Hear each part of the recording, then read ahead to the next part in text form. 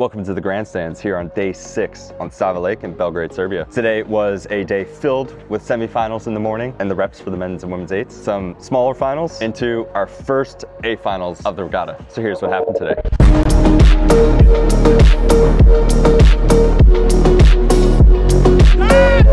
We are happy to be qualified.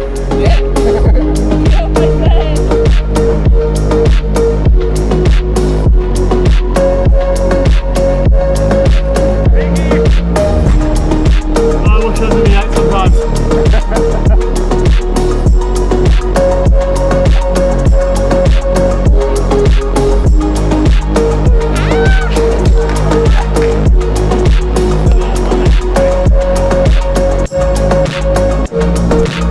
It was a little bit windy today. A nice staunch headwind. It built up throughout the day, so the afternoon races had probably the worst conditions. Men's and women's singles did fairly respectable times. Not crushing any records here, but we did have some relatively fair racing to start off. And to start off, we did with the PR1 men's singles at 9:35 this morning. Began with Italy, Ukraine, and Israel, putting France, Spain, and Mexico into the B final. Then Great Britain, Germany, and Australia going to the A final, with Uzbekistan, Brazil, and Poland going into the B final. For the men's and women's PR1 singles, you have to get top 7, which means winning the B final at the least. Then we moved into the men's singles. We had Germany, Greece, and Croatia over the AIN2, Bulgaria, and Lithuania. Then Netherlands, Denmark, and New Zealand over Serbia, Japan, and Italy. The men's and women's singles are top 9, which means top 3 in the B final. So I am very excited to see Ali Zeidler versus Van Dorp. It was great to see Tom Mack up there. Demir Martin was ecstatic to qualify. So it was a good day for those men's singles. And then moving on to the women's singles, we had the Netherlands, New Zealand, Bulgaria, US, Australia, and Lithuania making their way into the A finals. What was that? Emma Twiggs' 5th Olympic qualification or something along those lines. Like, that's so many Olympics. German, Serbian, Spanish, Austrian,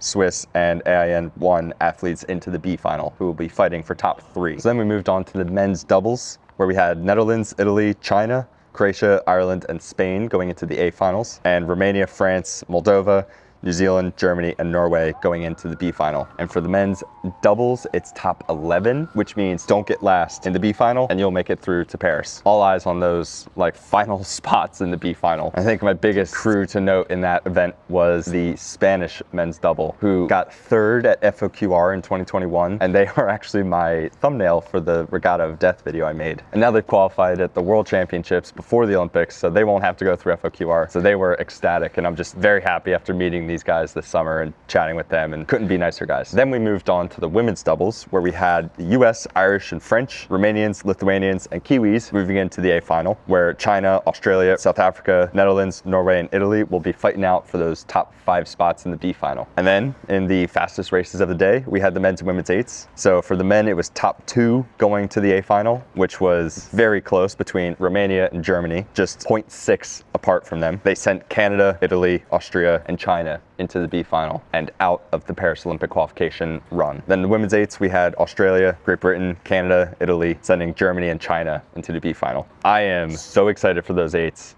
I cannot wait to see the USA storming down the track. Hopefully there's a medal there. I really hope the qualification, but I think there's a medal in the works there. If they can take it to Britain and Romania, I am gonna be over the moon excited. Then we had ourselves a little lunch break and then went into the lower level finals, starting off with the light men's D final. And that went the way of Norway, Georgia, Azerbaijan, Finland, Ireland, and the Kiwi did not start. Then we followed that up with the D final in the women's light single, with Finland overtaking Angola. And then we just decided to keep it rolling with some lightweights, moving into the C finals for the men's and women's light single. For the men, it was Denmark, Belgium, Slovenia, Germany, Mexico, and neutral athlete. And for the women, it was Spain, El Salvador, New Zealand, Croatia, and Serbia. Solid racing, but times were getting very slow. The headwind was picking up, and it did not look fun to be out and racing in that. Following up into our first B final, the PR3 mixed double with Ukraine, Israel, India, Italy, and Mexico. Then we went back to the lightweights, going with the men's lightweight single B final. Sam Melvin in the US taking that. Then Spain, Algeria, Iraq, South Africa,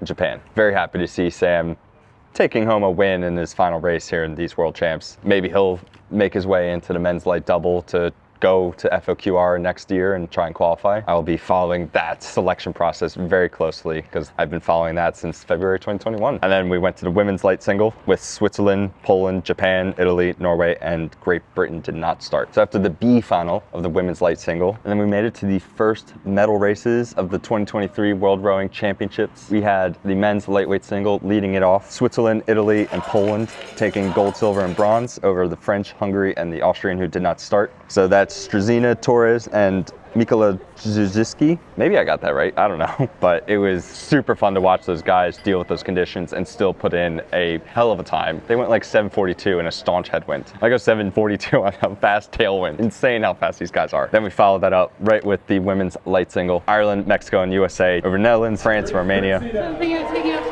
fights that were coming back from a lot of injuries and a car accident, and they just made training really hard. You know, it's when I felt like last season I was doing well, you know, I was supposed to be at the last World Championships and it didn't happen. Truly did not think this was possible until this morning. I was like, I think I might be able to do this.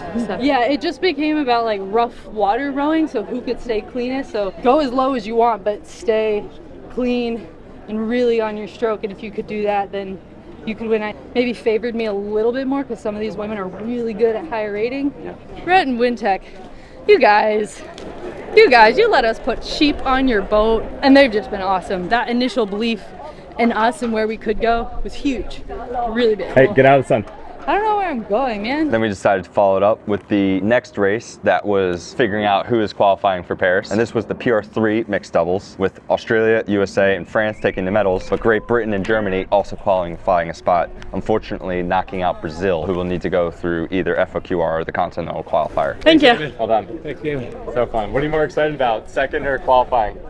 Pretty even, honestly. It's pretty even, right? Yeah. I was thinking I think this morning when we were thinking about race results, I was like, oh my God. Yeah. If we don't qualify, we're don't curse me. Don't get last. All right, like, get out of sun. Well done. Then the men's pair, where we had 4 boats fighting for 3 medals. When you're in an event that has only 4 entries, you get 3 medals. 3 entries, you get 2 medals. 2 entries, you get 1 medal. It went to Italy, Hungary, and Moldova over Israel. Then we followed up with the women's light pair with Italy and Germany getting some medals. USA being left yearning for more. I will give it to Laney and Selvig though. They really sent it in the first 1,000 and it seemed to just not pay off for them. So they had the lead, I think it was at 500, and then the Italians just slowly walked back and then walked away, and Germany slowly went back through them, and it wound up a little bit bigger margins than you would expect from a middle race like that. That was followed up by one of my most anticipated races in the men's light quad because of a bunch of friends in the US boat. So we had Italy and Germany taking the medals over the USA. That was just a very tough race. The Italians are a Class A crew. I forget the name of 3-seat, the guy with the big beard, but he's always been an incredible lightweight. You always see him and Paul O'Donovan facing off each other in some capacity, whether it's beard size or in the singles or light doubles, you never know, but that is a Class A crew, and the German lightweight quad is also beastly. It was a good race by all, no shame in the boys, putting their all out there. Unfortunate to not come home with a medal, but you gotta show up and try. Then we moved on to our last 2 races of the event. We had the PR3 men's pair with Ukraine beating Germany, and the PR2 women's single with Ukraine being the only one in the event. She just had to finish. There was supposed to be another boat in that event, but they scratched, showed up, got down the course, got herself a world championship medal. So that was it. That was our first day of finals here in Belgrade. I am very excited for the next 2 days. We've got everybody sorted into their finals, and now it's time to just see who's coming home with what hardware and a couple events of who's qualifying for the Olympics. Hope you've enjoyed. This was a very difficult one to record for some reason. Now I gotta go home, edit it, and try and get some food again. See ya.